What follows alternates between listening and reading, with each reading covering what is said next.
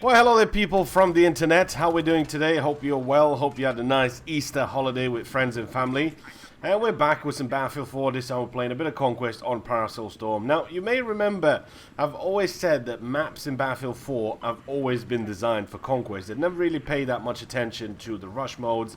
And as a result, not a lot of people enjoy Rush in Battlefield 4 just because of that reason. They had to really make it work. If you remember back in Battlefield 3, Damavan Peak, you had Grand Bazaar, you had Scene Crossing, you had those really great maps for Rush. And that's what we're going to talk about today, is ideas for future DLCs. I know for a fact that some of the DICE employees, or should I say DICE producers, and some of the guys that work there on Battlefield do watch some of my videos, so hopefully we'll give out some input to the guys, and maybe they'll come back and say, okay, well, this is a great idea, let's try this, let's have a look at this, maybe we'll implement some of our things that we can do as a community. So first things first, we'll look at the maps that already have on the Battlefield and talk about them just a little bit and find out what's really wrong with it. So for an example, I sort of love to fly lately. I've been learning to fly a lot, and I tend to fly quite a lot. And now, I didn't really notice that early in my gameplay into Battlefield 4. Why? Because I didn't really take to the skies that often. But now that I am, I really need to address a few things. So, Lankan Dam, for example. The map is too small for it to have an AA gun. You know, the AA gun, as soon as you move the AA gun outside your base, you can pretty much lock everything down with that from your own base almost. All you have to do is drive back a little bit and boom, you're in the safety of your own base. Now, small maps like that, then you have Hainan Resort. Again, there is an AA map in the middle of the map, which, okay, makes it a little bit more fair because you need to have a good team to go for the flag, keep the flag so you can get the AA gun. Obviously, you can get in, your team capturing the flag, take the AA gun and take it back towards your base and start using it from there. Well, you shouldn't really be doing that, but hey, there's nothing telling people that they shouldn't be doing that. Now, smaller maps like these really need to be addressed when it comes to flying, because you have so many things available to you just to go ahead and shoot enemy choppers down, enemy jets.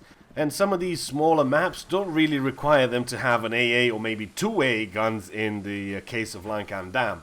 I think there's enough stuff on the engineers to take down pretty much everything. I know there's a couple of jets and you technically need an AA gun to take down jets, but if you have a good team and you have the AA, AAA mines or whatever they're called, you have Stingers, you have Igglers, you have all these things that are available to you as an engineer to take down the enemy chopper or the enemy little bird or whatever you're shooting at. Then you have all the locked ones that you can get locked. All you need is a recon to point his little binoculars at him, point the PLD out, and once he's locked something, then you can just go ahead and shoot it with your javelin.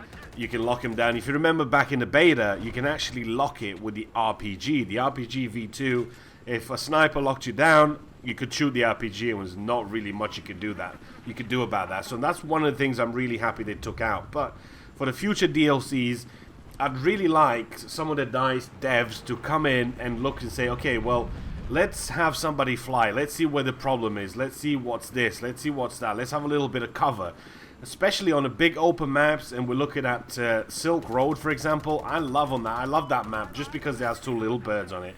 And that's one of the reasons I like to play it. But there is no cover whatsoever in that map. The only cover you really have is around the D flag if you get inside those little hangars. Or there is a little bit of rock formation towards the left and right side of the map where you could take a bit of cover, but it's going to take you quite a while to get there. So chances are, if somebody's going to get you locked, then there's not really much you can do about that. You can try and dodge it, you can maybe try and get a hit, switch seat, repair, do whatever you need to do. Maybe you have a repairer in your little bird, and that's the way to counter it. But those big maps, like All-Time Range, for example, in the China DLC, there's no cover whatsoever. I know there's only a chopper there, but still, you need to have something to counter it. You need to have a little bit of cover in order for your chopper to survive. I mean, we all know that attack helicopters are pretty much shit when it comes to Battlefield 4. I know there's some good pilots out there still being able to really keep them up into the air, but they just feel clunky, they just feel heavy.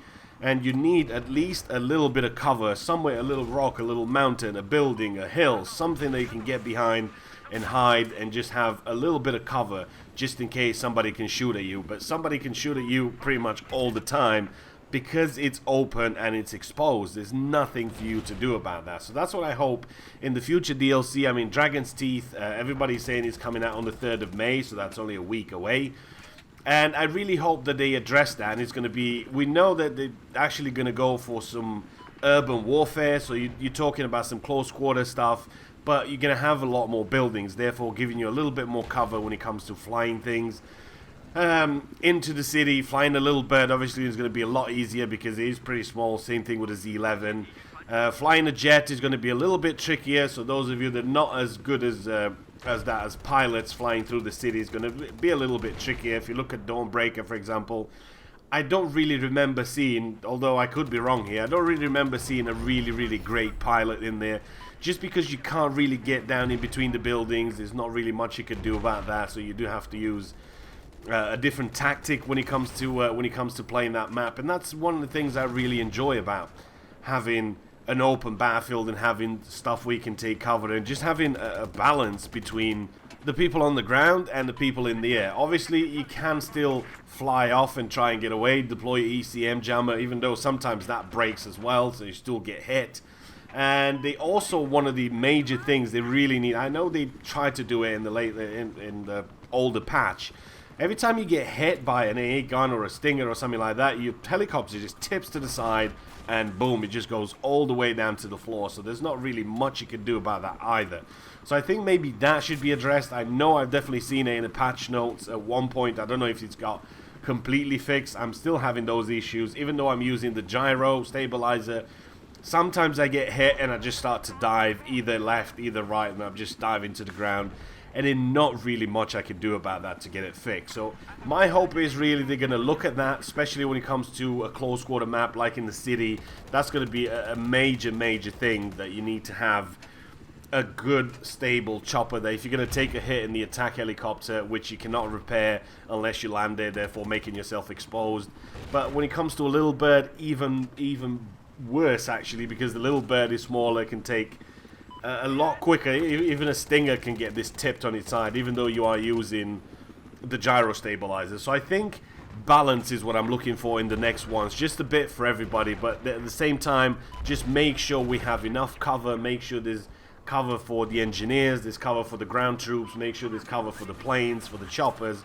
I mean, as a plane, sorry, you don't really need that much cover, because you can just fly off and try and dogfight as much as you can, and you can just have the altitude that you need. With the little birds and the chopper, there's a flight ceiling, so you can only go as high, and then you can't go any higher. So that's one of the things I really hope that they address in the future DLCs. Maybe it's a little bit too late for the Dragon's Teeth DLC, but I really hope in Final Stand that really changes and that really makes a big difference.